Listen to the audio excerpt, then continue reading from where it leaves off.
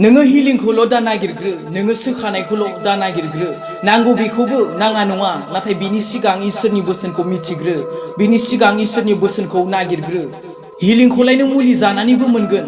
जायनि जाहोनाव बोसोनाव बुंदों मेथ्यु चैप्टार 6 verse 33 आव नाथाय इसोरनि रायजो आरो बिनि धोरोमखौ नागिरग्रो अब्लानो बियो बेफोर गासैखौबो नोंसोरनो होदेरगोन नोंनो गोजोननाय नांगौ नों गोजोननाय मोनगोन नोंनो शान्ति नांगौ शान्ति मोनगोन नोंनो सोखानायखौ हिलिंखौ नांगौ नों सोखानायखौ मोनगोन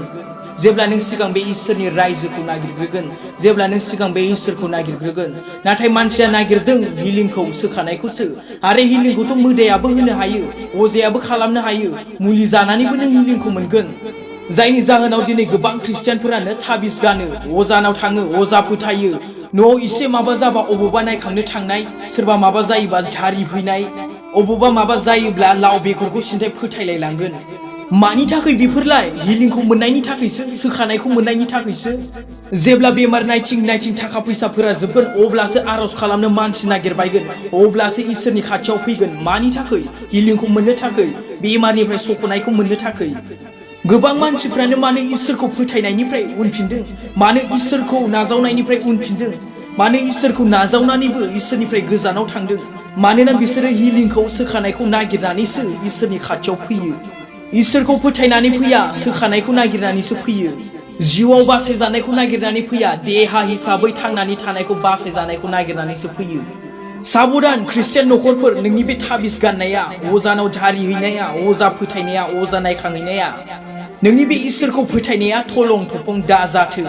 बोसोनाव बुंदों नुजा होजानायनि 3 अध्याय 15 आरो 16 पदआव आङो मिथिगौ नोङो माबादि नोङो गुसुबो नङा गुदुंबो नङा दुंब्रुद नोङो गुसु एबा गुदुं जाब्ला हामगौमोन नाथाय नोङो दुंब्रुद गुदुंबो नङा गुसुबो नङा बिनिखायनो आङो नोंखौ गोबावन गारगोन दिनै नोंनि फोथायनायाबो बेबादिनो दसेबा नोङो थाबिसखौ फोथायगोन दसेबा नों अजा फोथायगोन दसेबा नों इसोरनियाव फैगोन नोंनि फोथायनाया स्थिर नङा नोंनि फोथायनाया गोगोम नङा बेबादि मानसिखौ इसोरा गोबायनो होननानै बुंदों जोंनि इसोरा बेबादि नङा टिभियाव होनाय श्रापनि एडभार्टाइज होनाय बादि पहले इस्तेमाल करो फिर विश्वास करो होनलायनाय जोंना बिदिसो पहले विश्वास करो फिर इस्तेमाल करो नों बाहायखांबासो फोथायगोन बे नङा नाथाय बाहायनायनि सिगां नों फोथायनांगोन नोंनो सोखानायखौ नांगौबा सिगां बे इसोरखौसो फोथायनांगोन फोथायनायजोंसो गासिबो सम्भब बेनिखायनो हिलिंखौ नागिरनायनि सिगां सोखानायखौ नागिरनायनि सिगां बेमारनिफ्राय सख'जानायनि सिगां बे इसोरखौ नागिरग्रो बे इसोरखौ फोथायग्रो